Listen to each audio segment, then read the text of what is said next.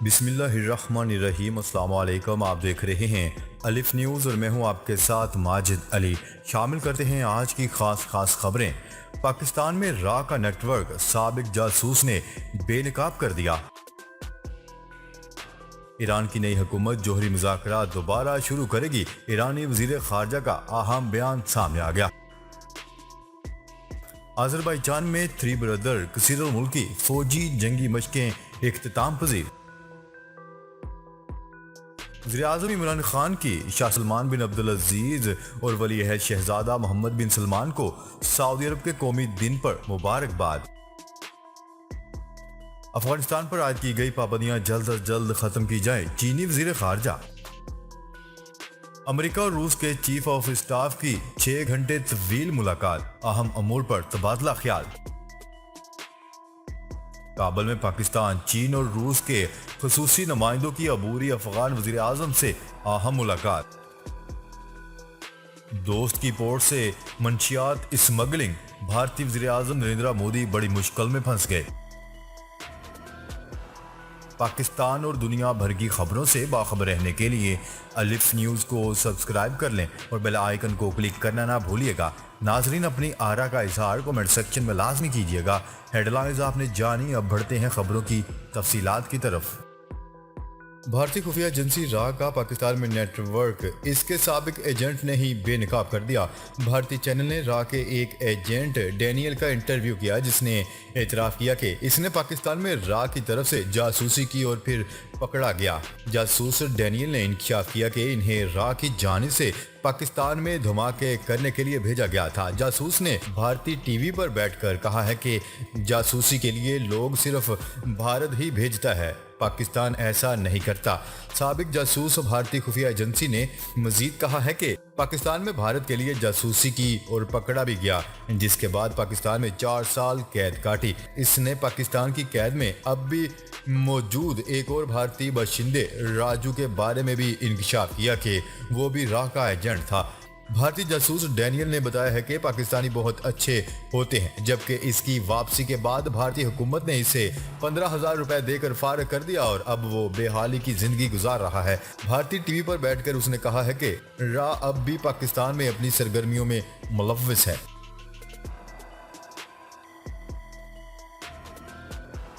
خبر کے اگلے حصے میں بات کرتے ہیں۔ ایران کے وزیر برائے خارجہ امور حسین امیر نے کہا ہے کہ صدر ابراہیم رئیسی کی حکومت 2015 کے جوہری معاہدے کی بحالی کے لیے جوہری مذاکرات دوبارہ شروع کرے گی۔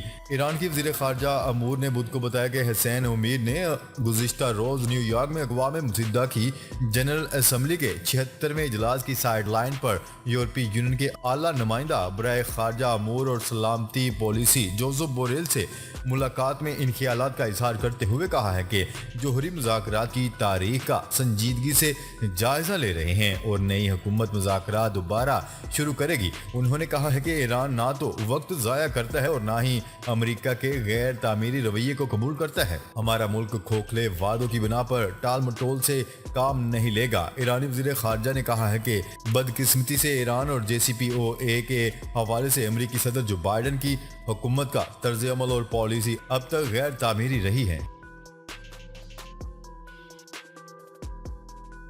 خبر کے اگلے حصے میں بات کرتے ہیں۔ آذربائیجان میں کثیر الملکی فوجی جنگی مشقیں اختتام پذیر ہو گئیں۔ تھری برادر کے عنوان سے مشقوں میں پاکستان، ترکی اور آذربائیجان نے شرکت کی۔ ISPR کے مطابق مشقوں میں انسداد دہشت گردی خطرات اور ہائبرڈ صورتحال کی مشقیں کی گئی۔ 2 ہفتے جاری رہنے والی ان مشقوں میں کمبائنڈ آپریشنز کیے گئے۔ اختتامی تقریب میں آذربائیجان کے وزیر دفاع مہمان خصوصی تھے۔ پاکستان سے میجر جنرل ممتاز حسین نے نمائندگی کی۔ اختتامی تقریب میں مختلف ہتھیاروں سے فائرنگ کا مظاہرہ کیا گیا۔ ڈرون، ہیلی کاپٹر اور چھوٹے ہتھیاروں کے استعمال کا بھی مظاہرہ کیا گیا۔ مشقوں میں سمندری آپریشن اور فضائی پہلو بھی شامل تھے۔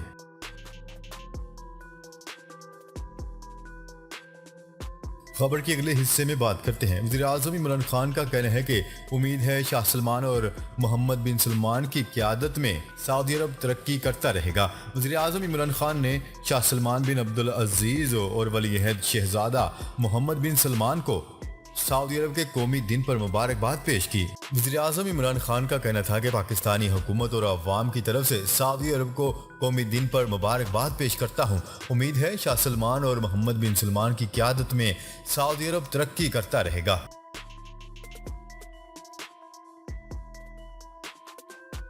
खबर के अगले हिस्से में बात करते हैं। चीनी वज़ीर ख़ारजा का कहना है कि अफगानिस्तान पर आयद की गई पाबंदियां जल्द अज जल्द ख़त्म की जाएं। चीन के वज़ीर ख़ारजा वांग ई ने G20 वज़ीर ख़ारजा से खिताब करते हुए कहा है कि अफ़गान अबूरी हुकूमत पर आयद पाबंदियां ख़त्म की जाएं। अफ़गान अवाम अपने वसाइल और असासे इस्तेमाल करने का हक रखते हैं। उन्होंने मजीद कहा है कि अफगानिस्तान के मुजमिद बैरूनी माली असासे बहाल किए जाएं। चीनी वज़ारत ख़ारजा का मजीद कहना था कि इक़्तिसादी पाबंदियों को सियासी दबाव के तौर पर पेश करना नामुनासिब है।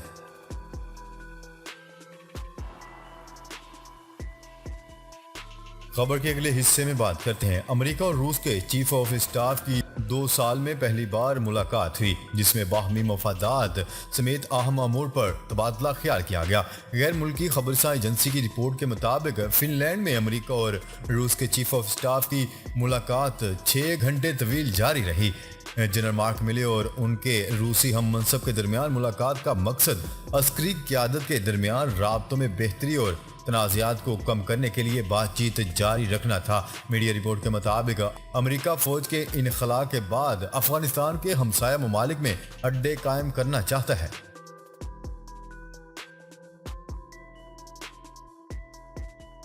खबर के अगले हिस्से में बात करते हैं। काबुल में पाकिस्तान, चीन और रूस के खुसूसी नुमाइंदों ने अबूरी अफगान वज़ीर-ए-आज़म मुल्ला हसन अखवंद से मुलाकात की।